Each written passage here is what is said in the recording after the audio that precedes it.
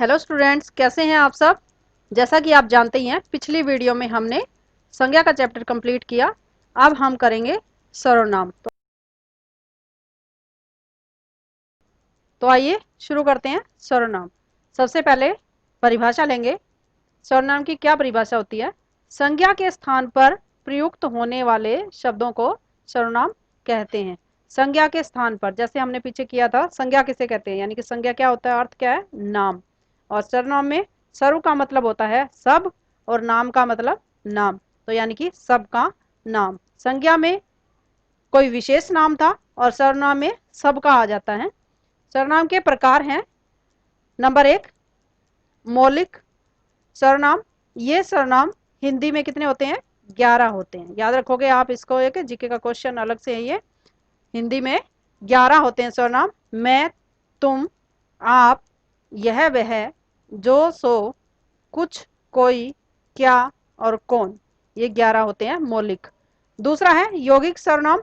जब मौलिक सर्वनाम पर कारक चिन्हों का प्रभाव पड़ता है तब ये यौगिक रूप बन जाते हैं। जब मौलिक हैं ऊपर 11 वाले, इनके साथ में कारक के चिन्ह जुड़ते हैं तो ये यौगिक हो जाते हैं। जैसे मैंने, मैंने में क्या है, ऊपर जैसे मौलिक में मैं था, मैं के अंदर अगर आप ने जोड़ते हो तो ये क्या हो जाए, ने कारक की, कारक चिन्ह है, विभक्ति है, तो क्या बन जाएगा, मैंने। इसी तरीके से मुझे, मुझे यानी कि मेरे को तो आप बोल नहीं सकते, ये चीज मेरे को दे दो तो गलत होगा, आप क्या कहेंगे, मुझे दे दो।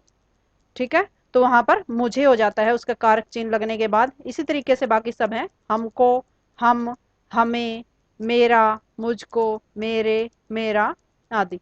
ये क्या आते हैं, यौगिक सर्वनाम होते हैं, जो मौलिक के साथ कारक चिन्ह लगने से बनते हैं। इसके बाद आपका आता है सर्वनाम के भेद।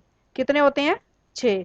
पहला है पुरुषवाचक, दूसरा निजवाचक, तीसरा निश्चयवाचक, चौथा अनिश्चयवाचक, फिर आता है आपका प्रश्नवाचक, और लास्ट है आपका संबंधवाचक।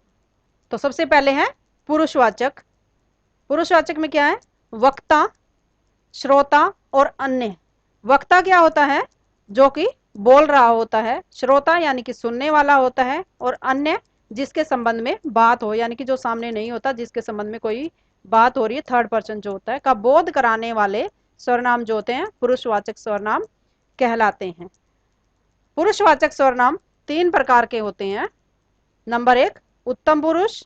उत्तम पुरुष में क्या होगा, उन इन सर्वनामों का प्रयोग वक्ता या लेखक, लेखक मतलब अगर कोई राइटर है, लिख रहा है, तो वह किसके लिए करता है, अपने लिए कर रहा है। बोलने वाला हो या लिखने वाला, जो अपने लिए करता है तो वो क्या बोलेगा अपने लिए, मैं, हम, मैंने, हमने, मेरा, मुझे, मुझको, यानी कि अपने लिए जो भी शब्दों का प्रयोग करेगा वो उत्तम पुरुष में आता है। दूसरा है मध्यम पुरुष। इन सर्वनामों का प्रयोग वक्ता या लेखक अपनी बात जिससे करता है, यानी कि सामने वाले से, जो सुन रहा है उसके बारे में, या जिसको कहना चाहता है। तू, तू यानी कि एक तू, तुम मतलब होता है यहाँ पर, और तू का मतलब आप उसको बोल सकते हो, यानी कि तू बोलने में अच्छा नहीं लगता तो उसको आप बोल सकते हो, मतलब दोनों का एक ही है। आदर सूचक शब्द होता है आप, तू बोलने में अच्छा नहीं लगता, इसलिए तू की जगह आप का प्रयोग करें, या दोनों इसी में आएंगे। तुम, तुझे, तुझसे, तुमको, आपने, आपको आदि। यानी कि आप इजी वे में ले सकते हैं कि कोई आपके सामने बैठा है और आप उसके लिए किन किन शब्दों का प्रयोग कर सकते हो, वो सब मध्यम पुरुष में आएगा। इसके बाद आपका आता है अन्य। इन सर्वनामों का प्रयोग वक्ता या लेखक द्वारा श्रोता या पाठक से बात करने के लिए किया जाता है। जैसे, यानी कि जो एक बोलने वाला है, दूसरा सुनने वाला है, तीसरा कोई अन्य है जिसके बारे में बात हो रही है, तो उसके बारे में जो बात करते समय उसके लिए किन किन शब्दों का प्रयोग करेंगे वो इसमें अन्य में आएंगे। जैसे यह, वह, ये, वे, इन, उन, उनको, उनसे, इन्हें, उन्हें, उससे, उसको, उसका आदि। नंबर 2 है निजवाचक। निज का मतलब ही इसी से क्लियर हो जाता है, आपका निज का मतलब होता है अपना। इन स्वरनामों के द्वारा वक्ता या लेखक जहां अपने लिए आप या अपने आप शब्द का प्रयोग करता है, यानी कि खुद के लिए जिन शब्दों का प्रयोग करता है, जैसे खुद या स्वयं आदि। पहला है उदाहरण, मैं यह काम अपने आप कर लूंगा। मैं हो गया और अपने आप हो गया। अगर खाली मैं है तो वो उसमें पुरुषवाचक में भी चला जाएगा। अगर मैं के साथ में अपने आप है तो वो क्या होगा, निजवाचक होगा। दूसरा है मैं आप चला जाऊंगा। आप चला जाऊंगा यानी कि अपने आप चला जाऊंगा, तो या मैं भी है और अपने आप भी है, आप भी है, तो वो निजवाचक आ गया। अब आप शब्द एक और उदाहरण में आप लोगे, आप कहाँ जा रहे हो, कहाँ जा रहे हो या कहाँ जा रहे हैं, तो क्या होगा आप। यहां पर आप खुद के लिए नहीं है, किसी दूसरे व्यक्ति के बारे में है, तो वहां पर ये क्या हो गया, निजवाचक नहीं होगा, ये क्या होगा, पुरुषवाचक होगा। आप पहचान करोगे कि क्या वक्ता जो है अपने लिए शब्द बोल रहा है या किसी दूसरे के बारे में बोल रहा है। तो आप, मैं अपने आप चला जाऊंगा या आप कहाँ जा रहे हैं, दोनों में आप आता है। एक में आप खुद के लिए है, एक में आप दूसरे के लिए है। जो दूसरे के लिए है तो वो पुरुषवाचक हो जाता है। नंबर 3 है निश्चयवाचक स्वरनाम। इन स्वरनामों के प्रयोग द्वारा किसी निश्चित वस्तु का बोध होता है। निश्चित यानी कि क्लियर होता है। जैसे यह और वह। यह यानी कि जो चीज आपके पास है, नजदीक है, उसके लिए यह का प्रयोग करते हैं। वह यानी कि दूरी के लिए, आप इशारे के लिए भी कर सकते हो, संकेत के लिए भी। यह वह, ये वे। जैसे यह मेरा घर है, वह तुम्हारी गाय है। इशारा भी कर सकते हो, संकेत के द्वारा भी बता सकते हो, और नजदीक और दूरी के लिए भी इनका प्रयोग कर सकते हैं। इसके बाद आपका आता है यह वह पुरुषवाचक भी है। जैसे यह वही व्यक्ति, यह वह निश्चयवाचक में भी था और यह वह पुरुषवाचक में भी है। तो आप कैसे क्लियर करोगे दोनों को, जैसे यह वही व्यक्ति है, किसी व्यक्ति के बारे में बात हो रही है, नजदीकी या दूरी के लिए नहीं हो रही है, किसी व्यक्ति के बारे में यह है। वह फिर आ गया, वह कौन आ गया, कोई व्यक्ति, यह वही व्यक्ति है। तो यह क्या है, किसी व्यक्ति के बारे में बात हो रही है, नजदीक या दूर के लिए नहीं, इशारे के लिए नहीं, तो यहाँ पर पुरुषवाचक है।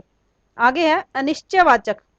इन स्वरनामों से किसी निश्चित वस्तु का बोध नहीं होता। निश्चयवाचक में निश्चित का होता है, लेकिन अनिश्चय में निश्चित का बोध नहीं होता है। जैसे कोई और कुछ। कोई का प्रयोग हमेशा सजीव के लिए किया जाता है और कुछ का प्रयोग निर्जीव के लिए किया जाता है। जैसे बाहर कोई आया है।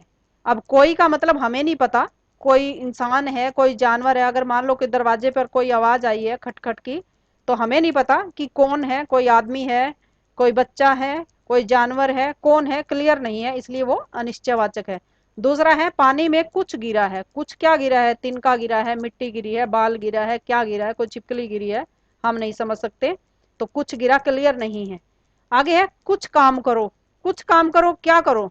अब अगर हमने कह दिया बच्चों को कि आप कुछ काम करो, अब कुछ काम क्या करेंगे, बैठ के ड्राइंग करेंगे, पढ़ेंगे, या किसी के साथ शरारत करेंगे। अब कुछ तो वो कर ही रहे हैं, हमें नहीं पता वो क्या करेंगे। आगे है सब काम हो गया। अब सब क्या हो गया, बच्चों ने कहा कि हमारा सब काम हो गया। अब सब क्या है, हमें नहीं पता, उन्होंने घर का काम किया, स्कूल का काम किया, या कहाँ का काम किया है, या बच्चों से आपस में बैठ के चैटिंग की है, हमें नहीं पता क्या किया। तो इसके बाद में आता है प्रश्नवाचक। प्रश्न पूछने के लिए इन सर्वनामों का प्रयोग किया जाता है। यानी कि किसी से आप क्वेश्चन पूछते हो, किसी से कुछ पूछ रहे हो, तो इसके लिए प्रयोग किया जाता है प्रश्नवाचक का। जैसे कौन, क्या, कहाँ, कब आदि। और ध्यान रहे कि इसमें वाक्य जो होता है उसके लास्ट में प्रश्नवाचक चिन्ह लगना जरूरी होता है। तुम क्या खा रहे हो, पूछ रहा है कि तुम क्या खा रहे हो, क्या यहाँ पर आ गया है, प्रश्न पूछा जा रहा है। वह कब आएगा, तो ये दोनों क्या है, प्रश्नवाचक हैं। इसके बाद आपका आता है संबंधवाचक सर्वनाम। वाक्य में संज्ञा या सर्वनाम के साथ संबंध प्रदर्शित करने के लिए जिन सर्वनामों का प्रयोग किया जाता है, संबंध स्थापित करने के लिए, प्रदर्शित करने के लिए, बताने के लिए। जैसे आप सबसे पहले इजी वे में याद रखोगे कि इसमें जोड़े में मिलेंगे आपको, जैसे जिसकी, उसकी, जो, सो, जैसी, वैसी। ठीक है, उदाहरण के तौर पर जैसे जो करेगा सो भरेगा, जो सो हो गया इसमें। दूसरा है जिसकी लाठी उसकी भैंस, जिसकी उसकी हो गया। फिर आता है जैसी करनी वैसी भरनी। तो ये आपको जोड़े में मिलेंगे, संबंध बताएंगे, तो ये संबंधवाचक होता है। तो ये थे आपके सर्वनाम। उम्मीद करती हूँ आपको अच्छे से समझ आए होंगे। अगली वीडियो के लिए हमारे साथ बने रहें। अगर आपने सब्सक्राइब नहीं किया चैनल को तो सब्सक्राइब कीजिए, लाइक कीजिए, शेयर कीजिए। और अगर आपको कहीं कोई कमी दिखाई देती है तो कमेंट बॉक्स में लिखकर हमें कमेंट कीजिए। धन्यवाद।